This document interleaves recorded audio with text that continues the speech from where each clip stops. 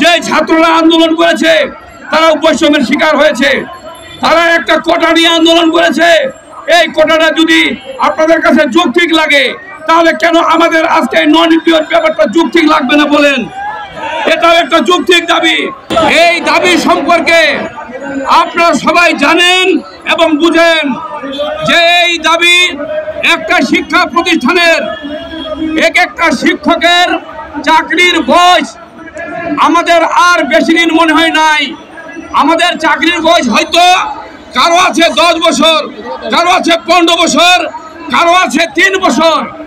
আপনাদের মাথায় রাখতে হবে একদিন চাকরির বয়স থাকা সত্ত্বেও আমরা এই প্রেস ক্লাব ছাড়বো না। যদি একদিন চাকরির বয়স থাকে দাবি আদায় করব ইনশাআল্লাহ।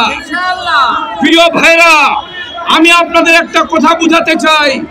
আপনারা বলুন যে বাংলাদেশের সংবিধান আল্লাহর সংবিধান, সারা বিশ্বের সংবিধান কুরআন কিনা বলেন?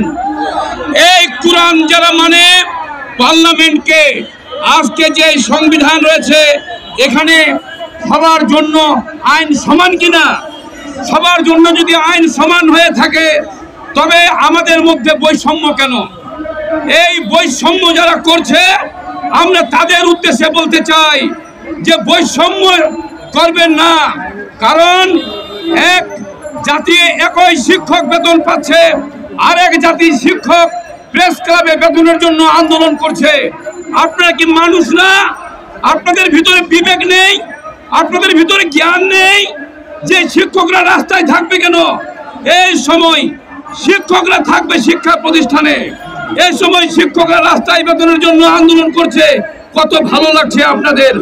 আপনারা এসি গাড়িতে চড়ে বেড়ান, আপনাদের বউ বাচ্চারা এসি গাড়িতে চড়ে বেড়ায়, আর আমার শিক্ষকরা মাঠে কাজ করে, আর আমার শিক্ষকরা স্কুলে ছাত্রদেরকে শিক্ষা দেয়।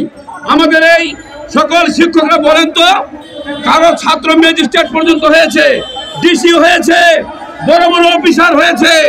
আচ্ছা, আমাদের সবাই এখানে 90% শিক্ষক আমরা মাস্টার ডিগ্রি পাস না? মন্ত্রণালয়ে যারা চাকরি করে এরা শিক্ষিত, এরা কেন বুঝে না যে বৈষম্য দূর করতে হবে?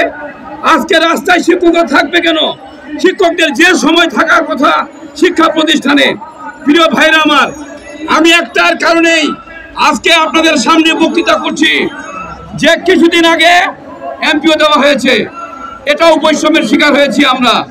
আপনারা জানেন যখন আপনার নীতিমালায় রয়েছে যে শিক্ষা প্রতিষ্ঠান আপনারা বাংলাদেশে করবেন, সেই আলোকে শিক্ষা প্রতিষ্ঠানগুলো করা হয়েছে কিনা সেই নীতিমালায় করা হয়েছে।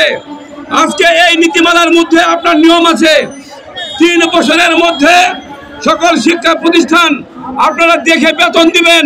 কিন্তু আজকে 3 বছর তো দূরের কথা, আজকে একটা শিক্ষা প্রতিষ্ঠানের বয়স আজকে 30 পার হয়ে গেছে। এটা কেমন দেশ? এই দেশকে আপনারা স্বাধীন করলেন আরেকবার, আপনারা বলছেন যে আমরা স্বাধীন করলাম। আপনারা যদি এই দেশটাকে সত্যিকারে স্বাধীন করে থাকেন তবে আপনাদের উচিত হবে শিক্ষকদের উপস্থিতি, এই শিক্ষকদের উপস্থিত থেকে আপনারা এখানে উপস্থিত থেকে বলবেন, আপনারা মন্ত্রণালয় থেকে আসবেন, আপনাদের নেতারা আসবেন, আসে বলবেন যে যদি আপনারা আরেকবার স্বাধীন করে থাকেন তাহলে অবশ্যই এই দেশের সরকার, শেখ হাসিনা সরকার দেশ অবশ্যই খারাপভাবে চালাচ্ছিল, আপনারা ভালোভাবে চালাবেন। এটাই তো কথা।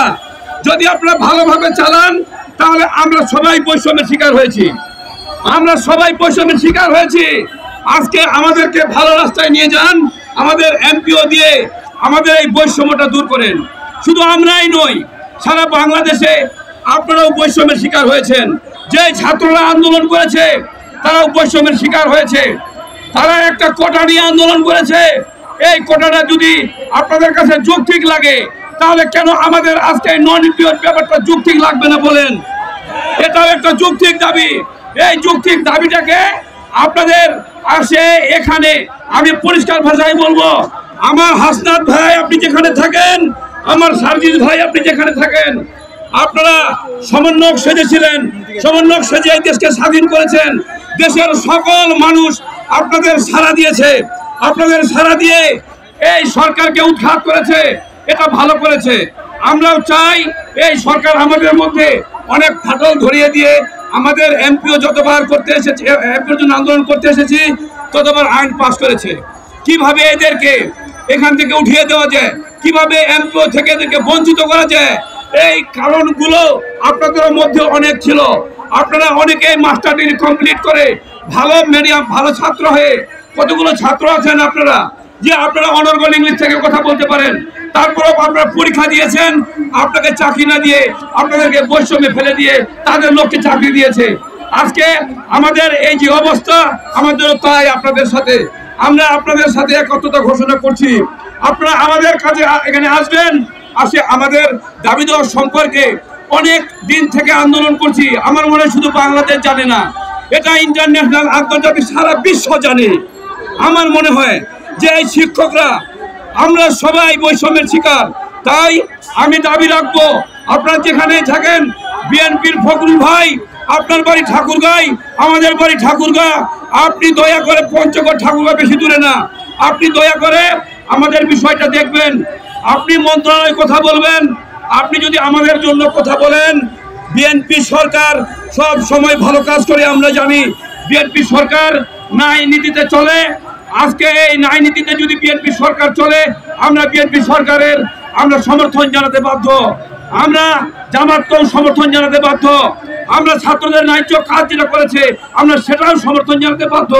কিন্তু আমাদের এই রমজান আসতেছে সামনে, এই রমজানের মধ্যে যদি আজকে শিক্ষকদের মান না দিয়ে, শিক্ষকদের ইজ্জত না দিয়ে, যদি শিক্ষকদের আজকে এই রমজানের মধ্যেও থাকতে হয় এই প্রেস ক্লাবের সামনে, আমাদের সংসার আছে, পরিজন আছে, আমাদের বাচ্চাগুলো আছে, সবাই তো বাড়িতে কাঁদে, সবাই বলে আব্বা এটা নিয়ে আসেন আমার জন্য।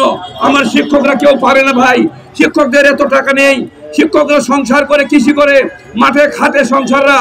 আজকে সংসাররা পরিবারের বউ বাচ্চার জন্য কিছু নিয়ে যেতে পারে না। আজকে আপনারা যে দাবির জন্য লড়াই করে দেশটাকে স্বাধীন করেছেন, আজকে আপনাদের আমরা বুঝাই বলি যে আমাদের তো অবস্থা আপনাদের মধ্যেও, আপনাদের শেয়ার করেছি আমরা, আমাদের অবস্থা তাই। আপনারা চাকরির জন্য লড়াই করেছেন, ভালো ছাত্র হও, চাকরি পাননি, সেই জন্য সরকারকে সরিয়ে দিয়েছেন। আপনাদের চাকরি হোক, আমরা দোয়া করি, আপনাদের ভালো ভালো চাকরি হোক, আমরা দোয়া করি। কিন্তু আমাদের বিষয়টা দয়া করে আপনারা যেখানে থাকেন, আমি সাংবাদিক মিডিয়া ভাইদের, কলামিক ভাইদের আমি একটু আহ্বান জানাচ্ছি, আপনারা আপনাদের এগুলো লিখবেন, এগুলো আপনারা আমাদের চ্যানেলে দিবেন, এগুলো দয়া করে আপনারা কভারেজ করবেন, দয়া করে। ঠিক আছে, ইনশাল্লাহ এটার কভারেজ করবেন আপনারা, এটা সারা বাংলাদেশে যাতে হাইলাইট হয়। যদি হাইলাইট হয় বলেন, মুক্তিযুদ্ধ ৭১ টিভিকে আমি আহ্বান জানাচ্ছি, আপনি যেখানে থাকেন আপনি দয়া করে, হ্যাঁ ৭১ আপনি আসবেন এবং আপনি আমাদের বিষয়টা লাইভে দিবেন। আমার সকল শিক্ষক যাদের টেলিভিশনে এটা দেখে, টেলিভিশনে দেখলে আমার ফখরুল ভাই দেখবেন, উনি সাধারণ সম্পাদক, উনি দলের মহাসচিব বিএনপির, উনি অত্যন্ত সম্মানী মানুষ। উনি কথা বললে উনার কথা বাংলাদেশের কোনো মন্ত্রী, মিনিস্টার, কোনো সচিবের ক্ষমতা নেই যে উনার কথাটা সরিয়ে দেয়। উনি আমাদের জন্য যদি কথা বলে, ইনশাল্লাহ আমাদের এই ঢাকায় প্রেস ক্লাবে আমাদের আর বেশি দিন থাকতে হবে না। রমজান মাস, প্রত্যেকটি মানুষের অবশ্যই সমস্যা রয়েছে, বাড়ি যাবে।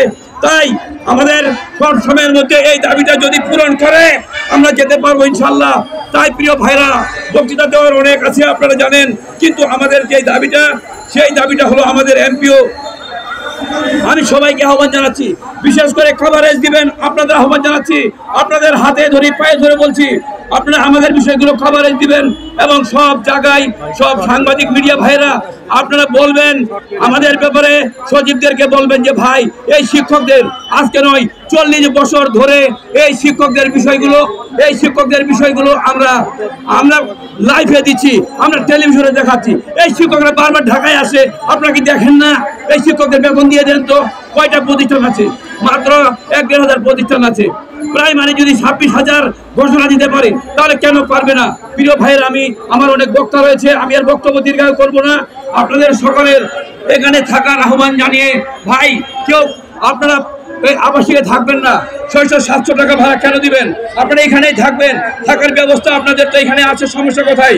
এই আহ্বান জানিয়ে আমাদের এমপিওর মূলনীতি এমপিওর মূলনীতি এমপিওর মূলনীতি তুমি কে আমি কে তুমি কে আমি কে আবু সাঈদের বাংলায় আবু সাঈদের বাংলায় তুমি কে আমি কে এমপিও না দিলে এমপিও না দিলে এমপিও না দিলে তুমি কে আমি কে তুমি কে আমি কে আবু সাঈদের বাংলায় আবু সাঈদের বাংলায় আবু সাঈদের বাংলায় তুমি কে আমি কে তুমি কে আমি কে এমপিও না দিলে